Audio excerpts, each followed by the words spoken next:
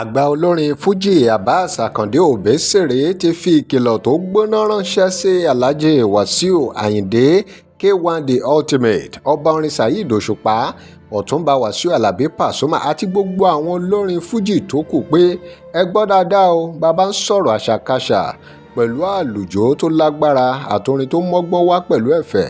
Kò sí kankan nù yín tó tó bẹ́ẹ̀ tó tó Obesere ló sọ̀rọ̀ yìí nínú fọ́nrán yìí o. Ó ní yàtọ̀ sí Síkírù Àyìndé Barrister, Kọ̀líńtì Àyìnlá tó jẹ́ àwọn aṣíwájú òun, ó ní kò sólórin náà tó ní gbogbo àwọn nǹkan tóun níyẹn. Ẹ wo ọ̀rọ̀ yìí lágbára o. Ó ní wọn ò tó bẹ́ẹ̀ ó wá ṣe nǹkan kan lórí stage gẹ́gẹ́ bí aláṣàkáṣà. Ṣe mọ̀ pé ó ti sọ wípé òun lòun ní àṣàkáṣà tó lágbára jù, tó wá fi hàn àwọn tó kù pé ọ̀gá lòun jẹ́.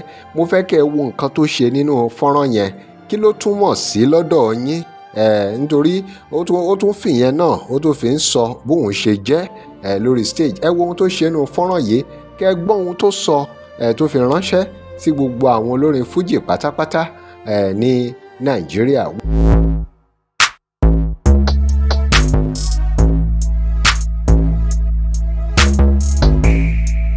Welcome to CrossBlog X TV. Remember to like, share and follow us.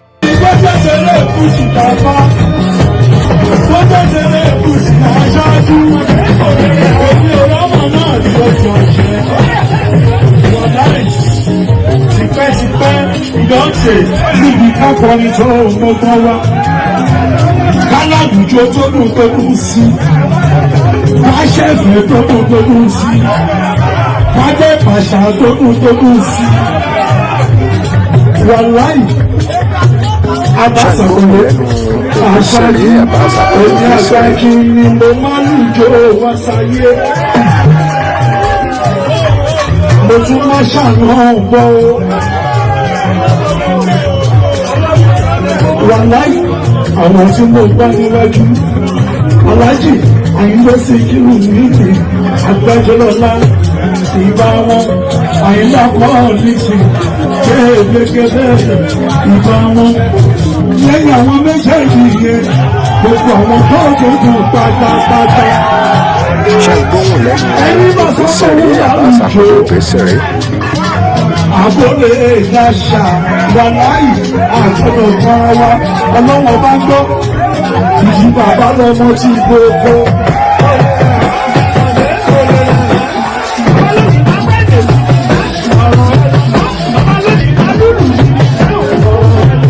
Ṣé ẹ ti rí nǹkan tí Obesere ṣe? Ṣé ẹ sì gbọ́ ohun tó sọ? Bó bá yá olórin míì tó jẹ́ olórin fújì míì, òun náà á dìde, òun náà á sọ tiẹ̀. Òun náà ló fi máa ń di pé irú àwọn ọ̀rọ̀ báyìí máa ń go far, ó máa ń lọ far.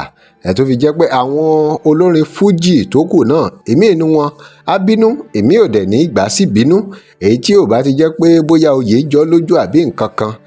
Ó ti mọ̀ pé ńgbà míì àwọn olórin fújì wọ́n máa ń sọ orú nǹkan báyìí. Wọ́n ní alára ní gbára ga.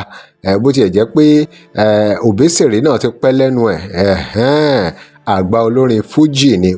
Àmọ́ irú ọ̀rọ̀ yìí ó ṣeé ṣe kó rí bákan lára àwọn olórin fújì tó kù, pàápàá àwọn tí àwọn ọmọlẹ́yìn wọn ti ń pè lọ́ba àti bẹ́ẹ̀ bẹ́ẹ̀ lọ. Ìbéèrè wa ni pé kí la fi ń mọ̀gá àbí ọba nídìí iṣẹ́ orin fújì?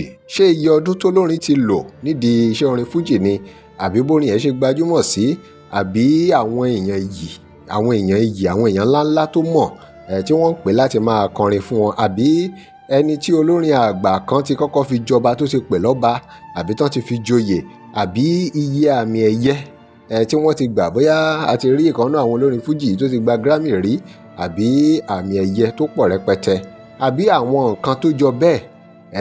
Kí ni a fi ń mọ̀gá, kí la fi ń mọba nídìí iṣẹ́ orin fújì, tó fi di pé gbogbo àwọn olórin fújì náà ni ọba láyé ara wọn tí wọ́n sì jẹ́ ọ̀gá.